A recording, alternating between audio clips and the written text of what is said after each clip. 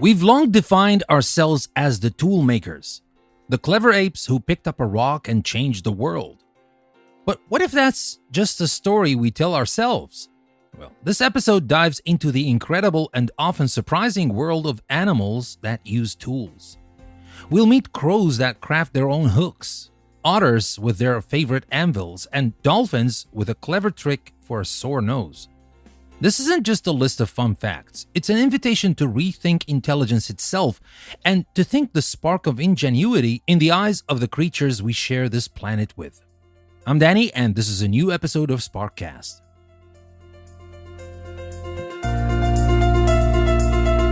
So what makes you so special?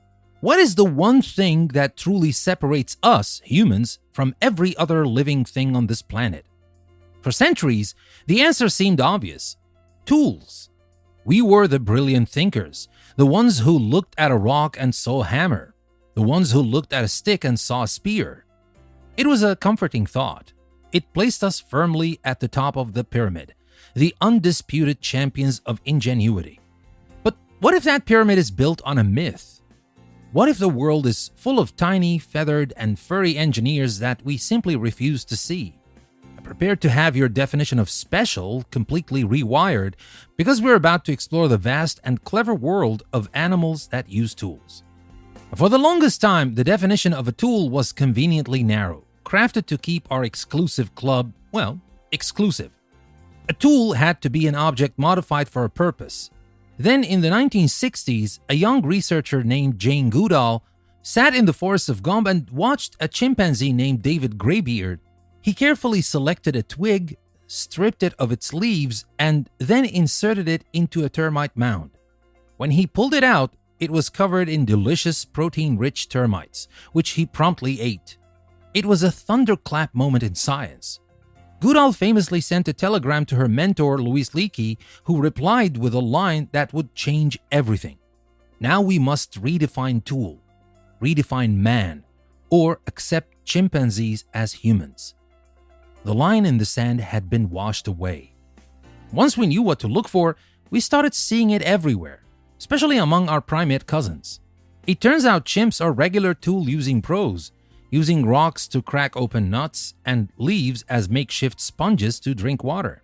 But they're not alone. In Brazil, capuchin monkeys have been using stone tools for at least 3,000 years, creating what is essentially a stone age of their own. They select specific rocks to use as hammers and others to use as anvils, passing this knowledge down through generations. It's culture. Orangutans, the thoughtful red-haired apes of the forest, have been observed using leaves as gloves to handle spiky fruit and even using bunches of leaves to amplify their calls, like a natural megaphone. This isn't just instinct. It's learning, it's problem-solving, it's cleverness. But if you think this is just a monkey see, monkey do situation, you need to meet the birds. Specifically, the New Caledonian crow. These birds are, without exaggeration, feathered geniuses. They don't just use tools, they manufacture them. They will snap off a twig, trim it to the perfect length, and then bend one end into a hook to fish grubs out of logs. Well, let that sink in.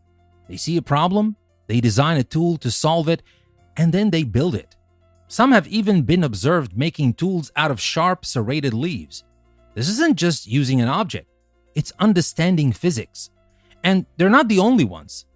Egyptian vultures will pick up rocks and drop them from a height to crack open tough ostrich eggs. The ingenuity isn't limited to mammals. It has taken flight. Alright, so apes and birds are smart, but surely tool use stops at the water's edge, right? Well, think again. Sea otters, those adorable whiskered balls of fluff, have a favorite trick. They will dive down, grab a tasty sea urchin or clam, and also pick up a specific rock. Then while floating on their backs, they place the rock on their chest and use it as a personal anvil, smashing the shellfish against it until it cracks. They even have favorite rocks they will tuck into a little pouch under their armpits to use again later. And then there are the dolphins.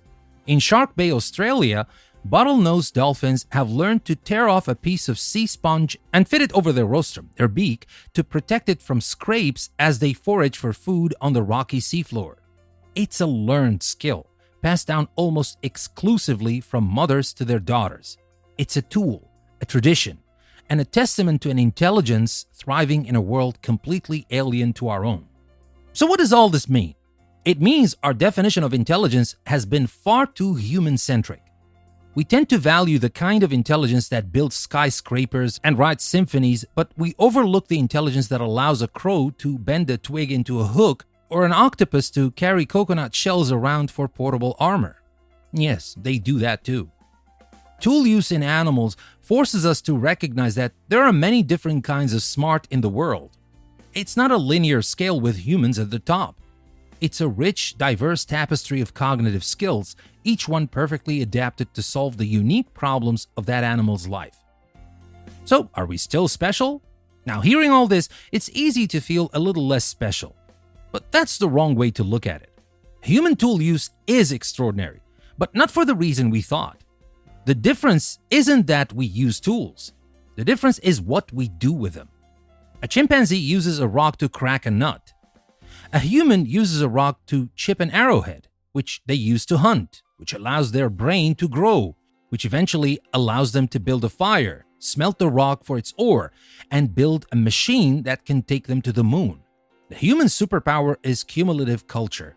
We don't just learn from our parents. We learn from millions of people we will never meet, building on an ever-expanding mountain of knowledge.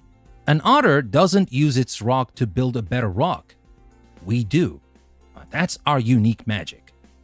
Well, discovering that we're not alone in our cleverness doesn't diminish us, of course. It elevates the entire world. It turns a walk in the woods or a day at the beach into a treasure hunt for ingenuity. It means the world is more complex, more interesting, and more magical than we ever imagined. It invites us to look at the other beings we share this planet with, not as lesser creatures, but as fellow problem solvers, each with their own stories, their own cultures, and their own sparks of genius. So here's a thought to take with you. The next time you see an animal, any animal, pause for a moment. Instead of just seeing what it is, ask yourself, what do you know that I don't? What problem have you figured out today? Let me know in the comments. Has an animal ever surprised you with its cleverness? I'd love to hear your stories. I'm Danny, and this was another episode from Sparkcast. I'll see you next time.